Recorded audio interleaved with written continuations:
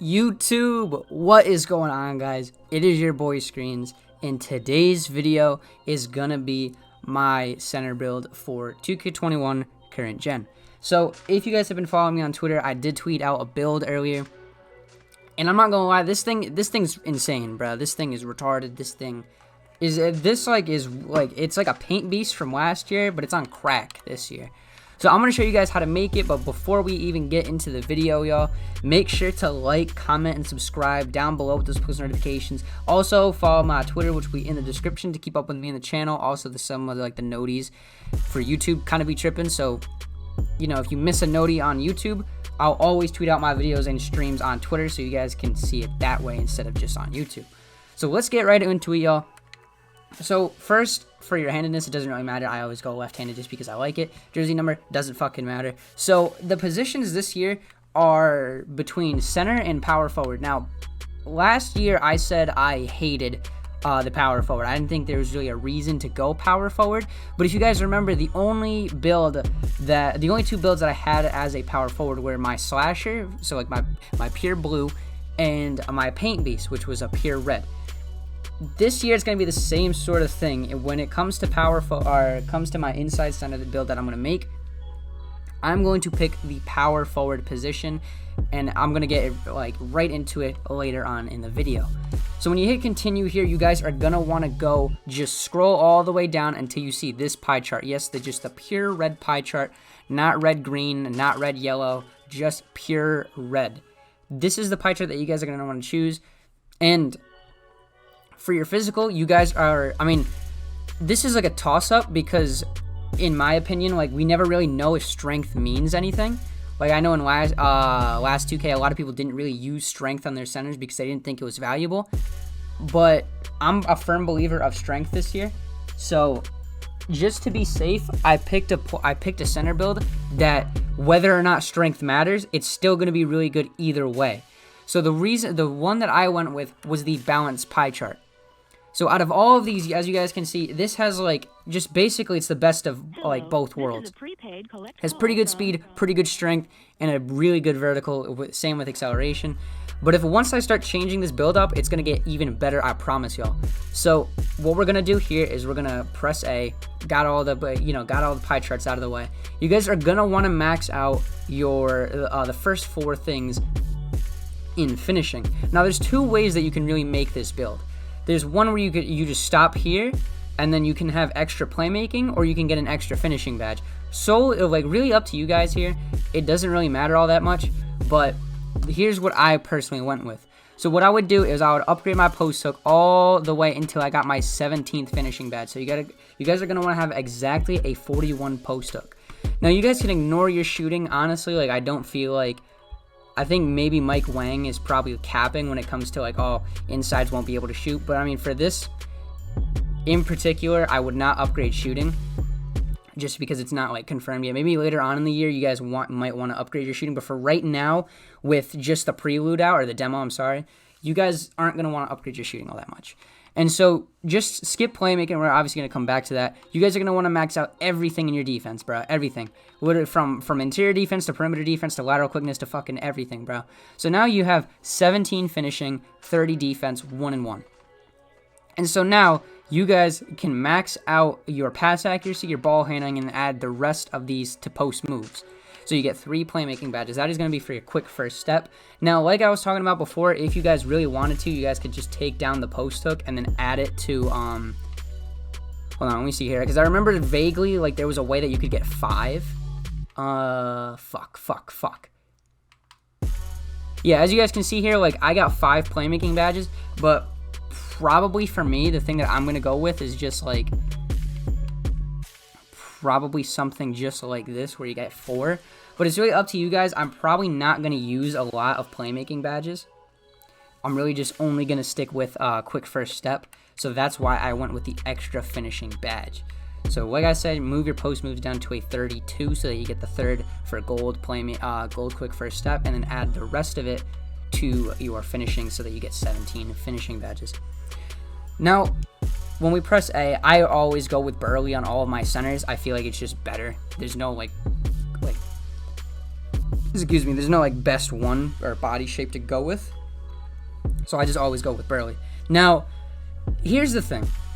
We don't necessarily know that the 99 boosts are still in the game. You guys remember last year in 2K20, when you hit 95 overall, that was it. You hit 95 and you didn't have to upgrade anything else, but the way you played in certain games would give you overall, and with each overall that you went up, you would get a +1 in your stats. So what I mean by that is if you started off as a 95, you would keep playing well, and then eventually you'd move up to a 96 overall. And with that 96 overall, you would get a +1 in every single one of your stats when it comes to physicals and attributes. So as you guys can see, I have an 83 driving dunk. Now, contact dunks are typically unlocked at around 84 to 85 overall when it comes to your driving dunk rating. And the big man contact ones are up, like I think you just automatically get them. It's weird. But for driving like contact dunks, you guys want an 85. Now, if 99 is in the game, that's easy to get. But don't make 610. If you make 610, I don't know what to tell you. That with 99 in the game, it's easy. Just get to 97 overall and you get contact dunks. However, we don't know if that's in the game. So when you make your guy 6'8", look at the difference in speed and like perimeter defense, y'all. Look, like you just instantly you go up 6 speed, 5 vertical, 6 acceleration. Your dunking goes up, everything in playmaking goes up, and your perimeter your perimeter lateral quickness and steal go up to like mid 80s. And I know that your block and offensive and defensive rebounds, the same with interior defense, goes down. But when we adjust our weight and all that other stuff, it's gonna be perfectly fine. I just dropped like everything on the fucking ground, but it's okay. So this is why I went with 6'8", because if you go with 6'8", you could easily go with 6'9". But as you guys can see, your perimeter defense is kind of okay. It's not guaranteed that you get contact dunks this year with 6'9". So if you go 6'8", you're gonna be way faster. Your vertical is gonna be insane, and so obviously, as you guys can see, everything's in like the mid 80s right now, except for my interior defense for when it comes to like the defensive and rebounding thing. However, if we upgrade all of our strength to around, I think, what did I go with? I think I went around with 274. Yeah, I think I went with 274 just to get the last or second to last interior defense attribute. So as you guys can see, like if you go from 273 to 274, you get an extra perimeter defense and extra strength. Nothing else has changed. If you go up to 275, your speed and acceleration go down and your perimeter defense goes down. There's no reason to do that. That's why 274 is probably the perfect height. Now, something that they've really added this year or put emphasis on is your weight and your wingspan. As you guys can see, this is the first year that your weight actually affects your speed. Now, if you, like, as you guys look, I'm now at 80 speed, but I went down all the way to fucking 180 pounds. So if we go back to 274, I'm still going to have a 73 speed, which is very quick when it comes to being a center. No matter what 2K you're playing, it doesn't really matter. So 274 is the perfect weight that I went with just because, it's basically, it increases everything, but it gets rid of unneeded fucking like decreases. Like as you guys can see, like 1 pound literally just gets rid of everything. Like it gives you a -1 in speed, acceleration, perimeter, and lateral. Like I said, there's no reason to go that extra pound. 274 is the perfect height for this build, I promise you guys. So 274, max your wingspan. I promise you there's no reason why you shouldn't. If you guys look on the top left for your finishing, look at how much green there is for finishing, and look on the bottom left of the defensive and rebounding pie chart. Look at how much green there is. The only thing that takes a hit is -1 ball handling, -1 3-point shot, which we didn't even upgrade to begin with, so we're not even going to be shooting, and your strength. Even though your strength does go down by a lot, it goes down by 5 points, it's unbelievable. Like, you're still going to be in the 90s of strength. If Gym Rat and 99 overall is still in the game, that's a +8 to every single one of your physicals. So even though your strength went down, if 99 and Gym Rat are still in the game, you're going to have an 81 speed, 79 excel, 91 vertical, and a 98 strength. Now, like I said, if like later on in the year we just find out that strength doesn't really matter that much on centers, we could easily redo this build and go from like 90 strength to maybe about like 70 something and have increased speed and vertical. But like I said, for starting off 2K, this is probably the safest build to use that's going to be also elite as fuck. Like I said, like 85 is usually the contact dunk cutoff. You have 86 off rip, 94 standing dunk. Your defensive stats are unbelievable. And like I said, when you get to plus 4 or 5 from the 99 overall, you're going to have like a 97 rebound, 95 rebound, 90 fucking 6 or 7 block. Your steal is an 87. Your steal is basically like on par with a lockdown defenders, bro. Like a pure red, pure lock. Because this is essentially what it is. Now, like I said before, this is what I went with. You could easily change and fuck around with it and make it 6'9" if you wanted to. But like I said, we don't really know if 99 overall boost is in the game. So this is why I personally went with this build. Now, once we're done with that, last year I made this kind of like same build where it was just a paint beast. I gave it rim protector takeover. Honestly, I wasn't really feeling it all that much. Yes, rim protector helps you so much in like certain situations. Like the other team will just miss wide open layups or like dunks and stuff like that just because you have this on. But I feel like when using this player, grabbing boards is probably one of the most important things to do. Like, you're essentially supposed to gain extra possessions for your point guard on the 2's court and your point guard on the 3's court.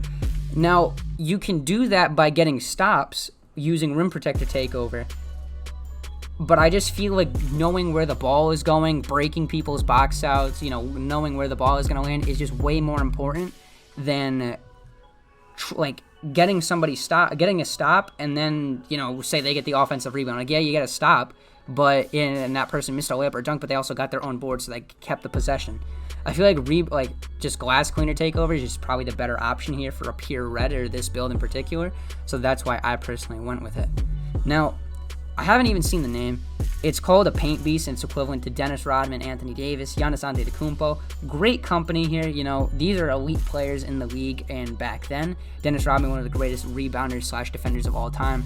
Anthony Davis will probably go down as the same thing when it's all said and done for him. And Giannis is honestly probably one of the best players in the league right now, so you got some great company to be a part of.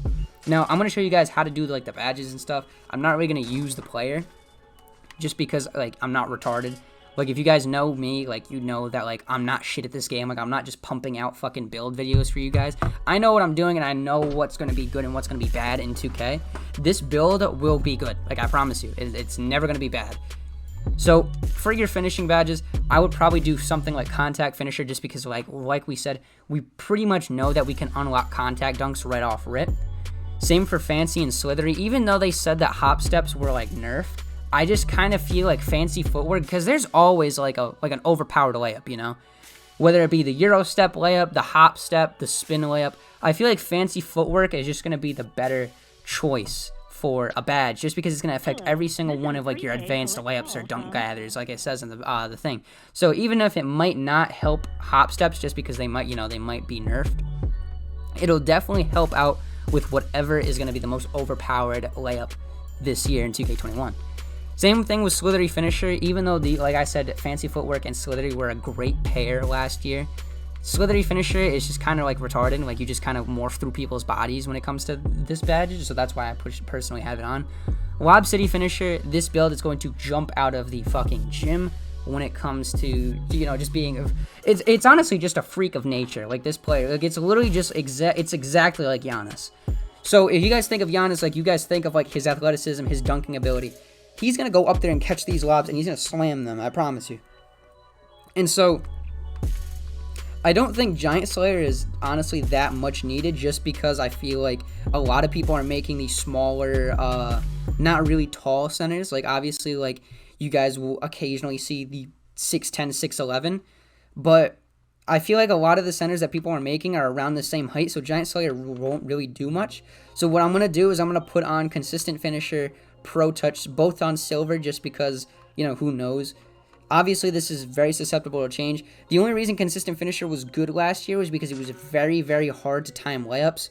Now, this year, if it's easy to, you could easily jack Pro Touch up to gold, and then maybe, you don't have to run with Consistent Finisher. But it's really just depending on how we, a lot of things depend on what we actually discover when the game comes out. And so probably the last badge that I'm going to put on is pick and roller, just because I know that this build is going to pick and roll every single play. Like, this is what the build is for.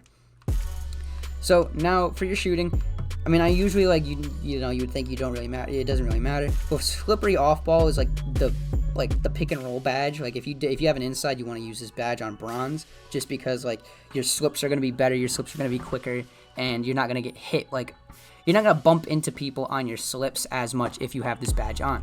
And now, like I said, for your 3 playmaking badges, I just do quick first step gold. I didn't really understand the difference between not having quick first step and having quick first step gold until I hit legend last year. And let me tell you, that's fucking insane, bro. Like, your guy moves. Like, compared to people that, like, are going to make these, like, taller centers, because there are going to be people that make it. They're not going to be smart, but they are going to make them. You run so much faster with quick first step compared to just not having it at all. So that's why I would personally use the 3 on that. If you went with, like, the 5 playmaking, just throw them on downhill silver or something and quick first step gold, like I said. And for your defensive badges, here's the setup that I would run. A lot of comp players use this. They run silver box, and they run Hall of Fame brick wall, Hall of Fame interceptor, Hall of Fame intimidator. Even though they did say it was nerfed, I think intimidator, they didn't really say it was nerfed, they just said it was reworked. So I think that intimidator is still going to be a viable badge. Excuse me. I would also use rebound chaser, Hall of Fame, rim protector, Hall of Fame, chase down artist, and I got to be missing something here. Clamps Hall of Fame. That's what I would throw on. So, you know, obviously there's reasons for every single badge.